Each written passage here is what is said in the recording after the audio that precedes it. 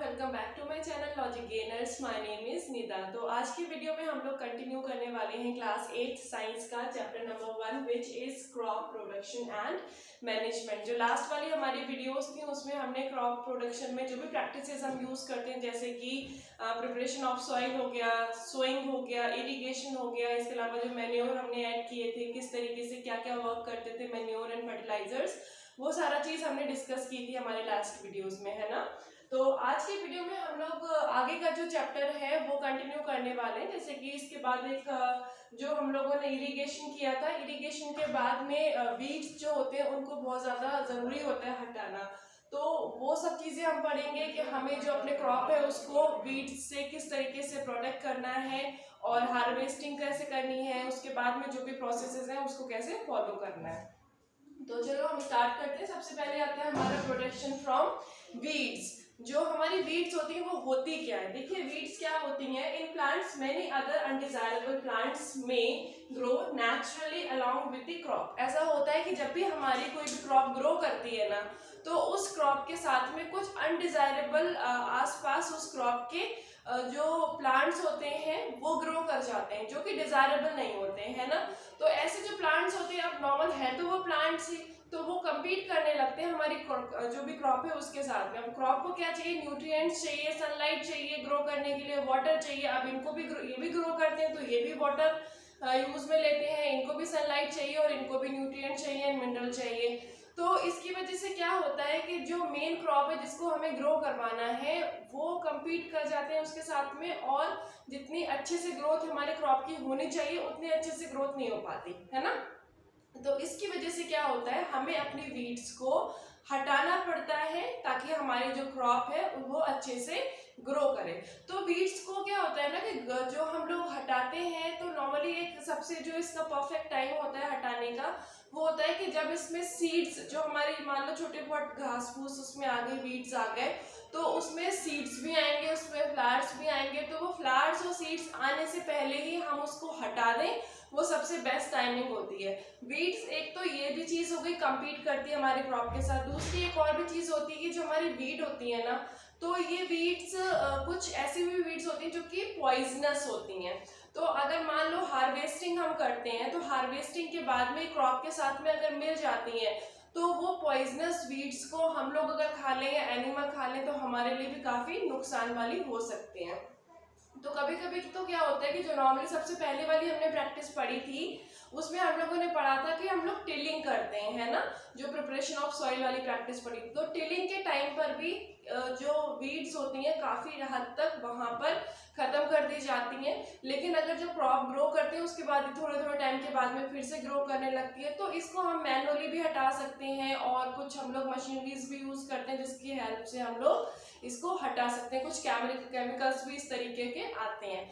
तो नॉर्मल अगर हम इसको मैनुअली हटाते हैं तो हम लोग क्या करेंगे, एक खुरपी आती है, ठीक है, तो खुरपी से क्या करेंगे हम लोग वीड्स को जो ग्राउंड होता है ग्राउंड के पास से कट कर देंगे, ठीक है, हार्वेस्ट कर देंगे, उनकी कटिंग कर देंगे। तो वो वीड्स को हम लोग नॉर्मल खुरपी की हेल्प से हटा सकते हैं। अगर हम खुरपी यूज ना करें तो इसके लिए बहुत सारे ऐसे केमिकल्स भी आते हैं जो कि अगर हम स्प्रिंकल करेंगे जो हमारे वीड्स होते हैं तो वो हमारे जो वीड्स होंगे वो क्या होंगे, बिल्कुल जल जाते हैं, डिस्ट्रॉय हो जाते हैं।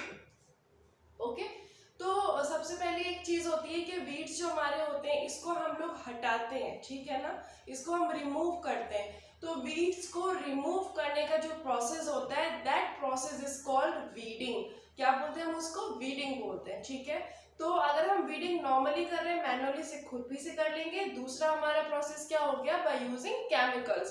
तो जो केमिकल्स होते हैं जो कि हम जो हमारे वीडिंग के लिए यूज में आते हैं वो होते हैं, उसको हम वीडिसाइड्स बोलते हैं। क्या बोलते हैं हम, वीडिसाइड्स,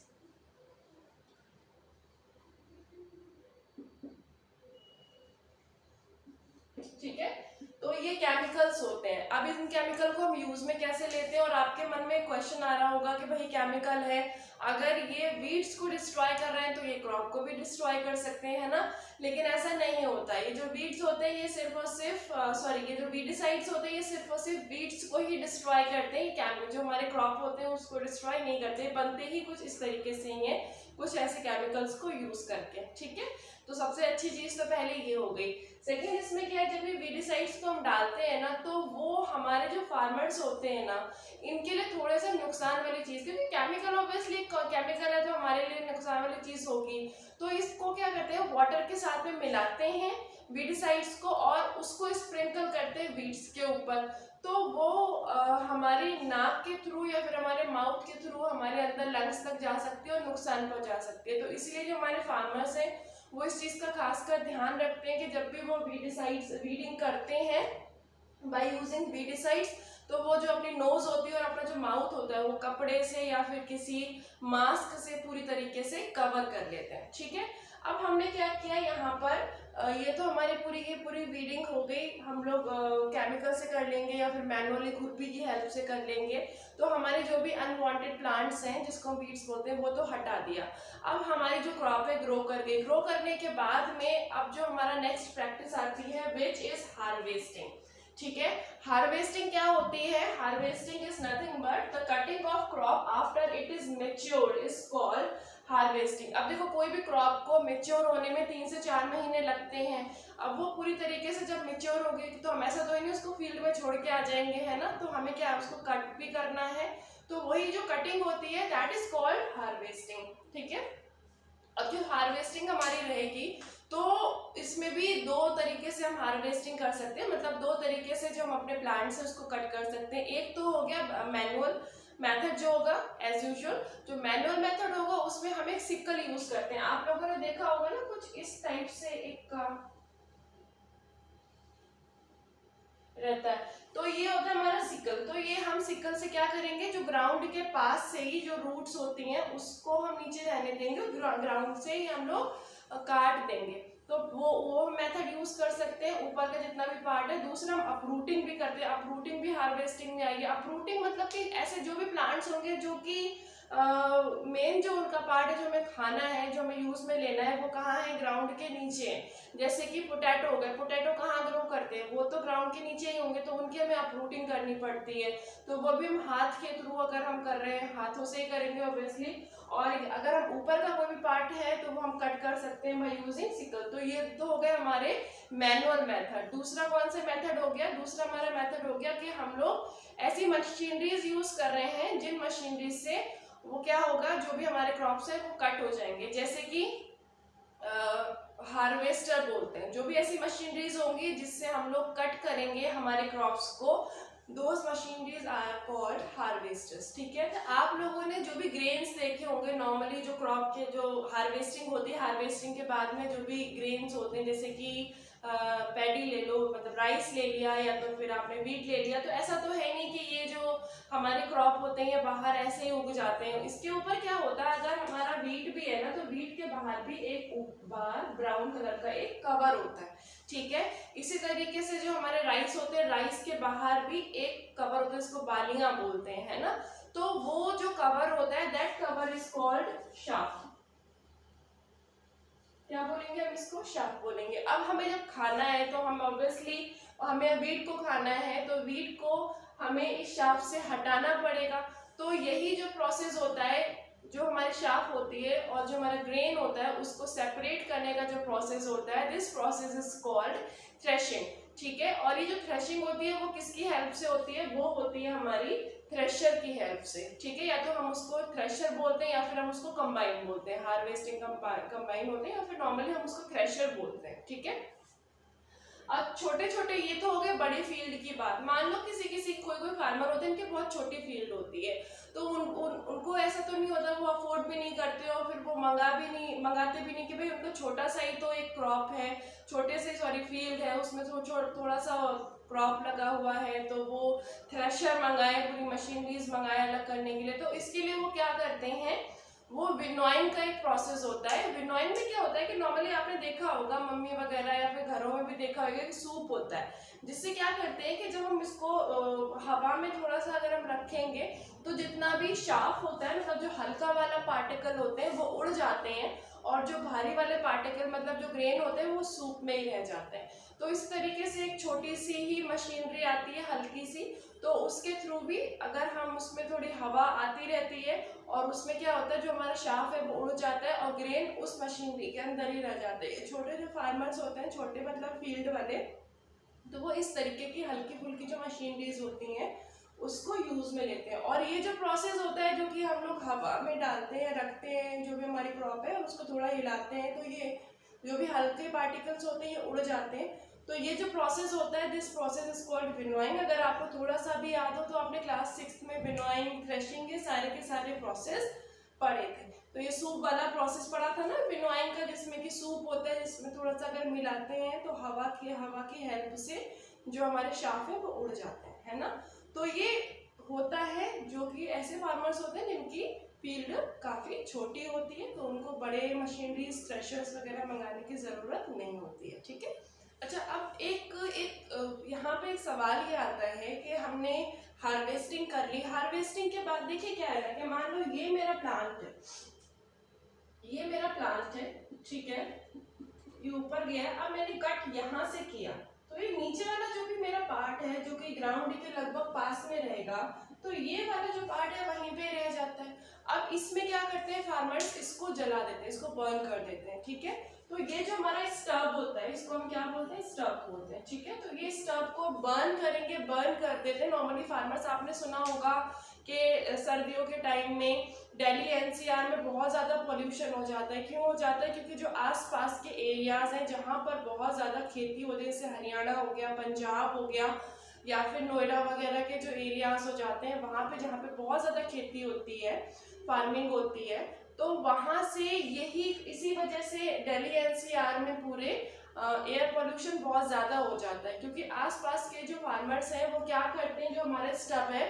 जो फील्ड का, वो जला देते हैं, उसको बर्न कर देते हैं। बर्न करने की वजह से एयर पूरा पॉल्यूटेड हो जाता है, और पॉल्यूटेड एयर क्या होगी, एक जगह पे तो ठहरेगी नहीं, तो एनसीआर में, क्योंकि सबसे पास में वही रहता है, वहाँ पर आ जाती है, और वहाँ पर बहुत ज़्यादा विजिबिलिटी बहुत कम हो जाती है सर्दियों के टाइम में, क्योंकि वही हार्वेस्टिंग का टाइम होता है, ठीक है। ओके, तो हमारा नेक्स्ट इसमें टॉपिक आता है स्टोरेज। देखिए, हमने सारी प्रैक्टिसेस कर ली, मतलब जो भी क्रॉप के प्रोडक्शन के लिए रिक्वायरमेंट होती है वो सब चीज़ें हमने देख ली है ना।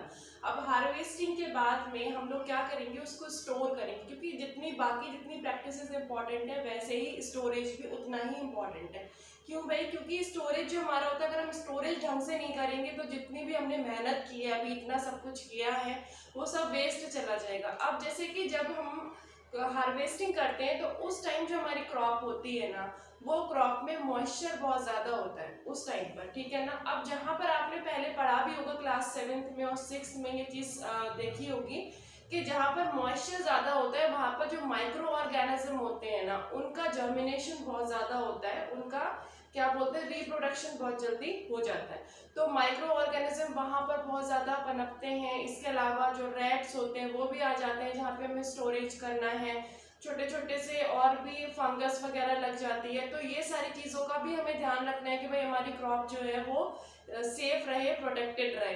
तो उसके लिए हमें क्या करना होगा, सबसे पहले तो जो हमारी कैसी मॉइस्चर बहुत ज़्यादा हो रहा है हमारी क्रॉप में, उसको हटाना है, उसको ड्राई करना है। तो ड्राई करने के लिए जब हम हार्वेस्टिंग करते हैं ना, तो उसके बाद में सनलाइट में डायरेक्ट उसको काफ़ी टाइम तक हम लोग सुखाते हैं, ताकि उसके अंदर का सबसे पहले मॉइस्चर खत्म हो। मॉइस्चर खत्म होगा तो जितने भी इंसेक्ट हैं वो उसके अंदर नहीं आएंगे, माइक्रो ऑर्गेनिज्म नहीं आएंगे, फंगस नहीं होगा उसके अंदर, तो ये सारी चीज़ें उसमें नहीं ग्रो करेंगी, ठीक है।